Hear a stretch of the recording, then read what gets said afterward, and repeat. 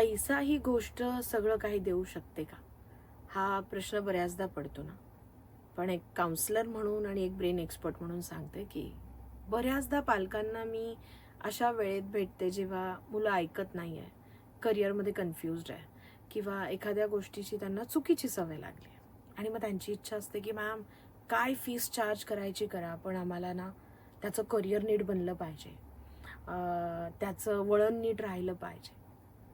तर एक छोटंसं शेअरिंग. एका वेळेनंतर तुम्ही कितीही प्रयत्न करा आणि कितीही पैसा असेल तो कामाला येणार नाही. आणि हे मी बोलते आहे पालकत्वासाठी. काही गोष्टी योग्य वेळीच झाल्या पाहिजे. हाय, माय नेम इज डॉक्टर शिव योगिनी. मी एक पॅरेंटिंग कोच आहे आणि एक एनर्जी एक्सपर्ट.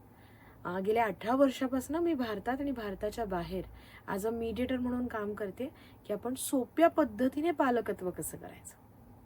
बघा, एक छोटंसं शेअरिंग.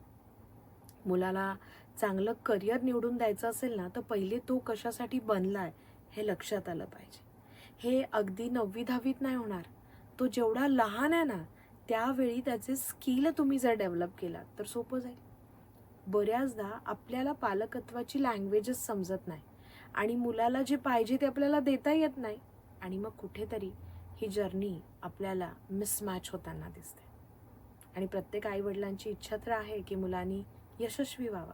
तर बिईंग अ ब्रेन एक्सपर्ट, प्रत्येक मुलगा कोणत्या ना कोणत्या गोष्टीसाठी बनलाय, पण ती कशी ओळखायची, आपली भूमिका कशी निभवायची, हे या मुलानुसार ठरणार आहे, आपल्यानुसार नाही. एक छानशी कार्यशाळा तुमच्यासाठी.